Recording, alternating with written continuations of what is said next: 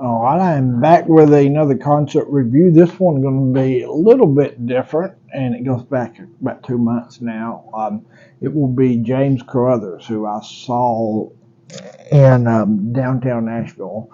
Different because I will be doing a little bit of the atmosphere as well as, I did not actually pay money for the show because it's in the downtown area, so we got that, as well. But I had saw James previously when I went and saw Alan Jackson last year. He opened for him, um, and he was a very traditional sounding country guy, and that caught my attention, and I think it, and but one thing that I was impressed with, it's the type of, the whole Nashville scene, taking a little bit of a step back.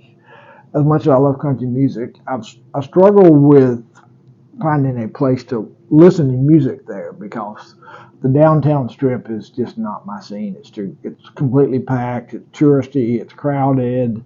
You can't, like this weekend when I was there, you couldn't even get in the bars. Like there was a wait to even get in there. So that's just not for me. But this was downtown, but it wasn't on the main strip. So that made the location much better because you didn't get,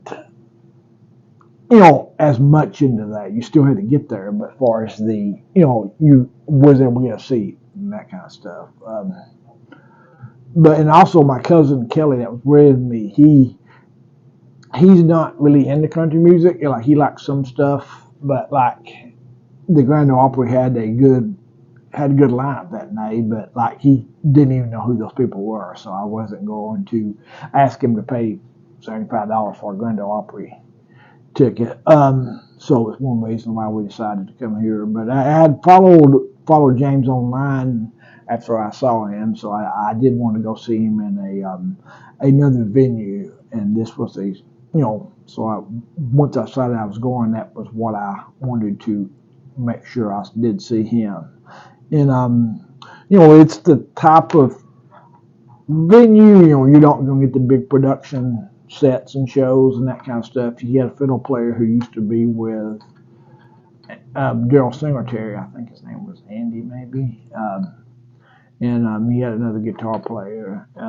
So not a,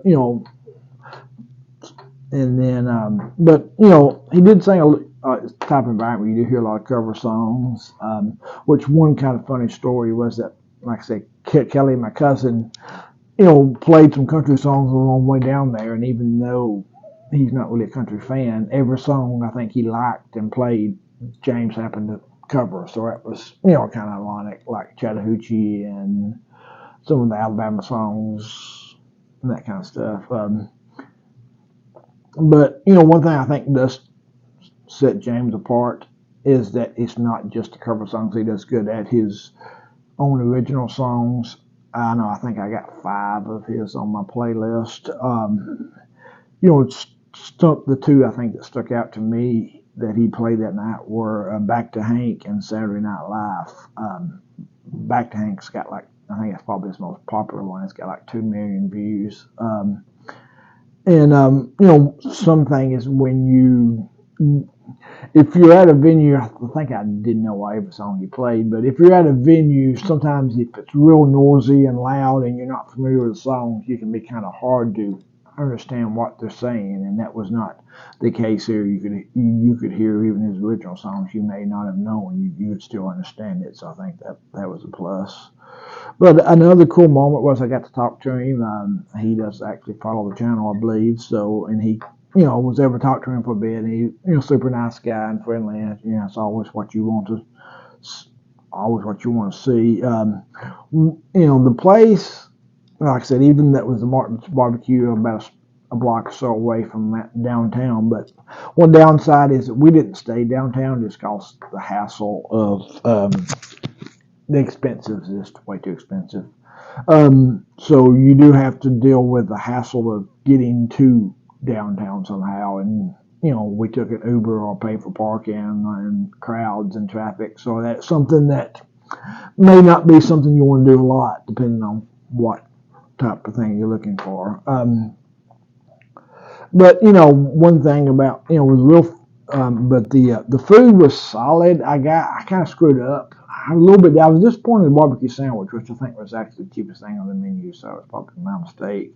But when Kelly got wings, so some smoked wings, he let me have a couple of those, and they were really good. So it was worth paying extra for the smoked wings. But yeah, it was my type of atmosphere. Like I said, you could hear yourself think, and it wasn't so jam-packed and crowded. I mean, it was hard to find a seat, but was able to, like when we left and got intermission, and then came back and almost didn't get a seat, but it still wasn't nothing like downtown, so that helped out. And like I said, I don't think it's really fair to compare this to, what went like the Alan Jackson show that I saw him at. So it's kind of hard to compare the two. But he does play at a place called the Nashville Palace, I think, a lot of times, which is, I believe that's the one that's over there by Cooter's Garage. I think next time I would go there and try to hear him there, just to avoid the downtown mess.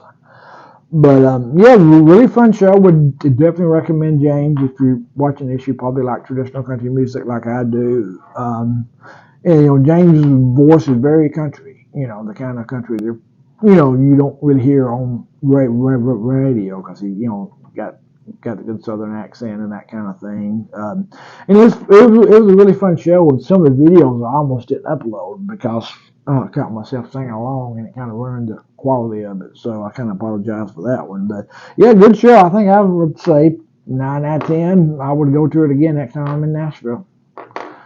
And also go follow him if you're on Spotify and stuff like that.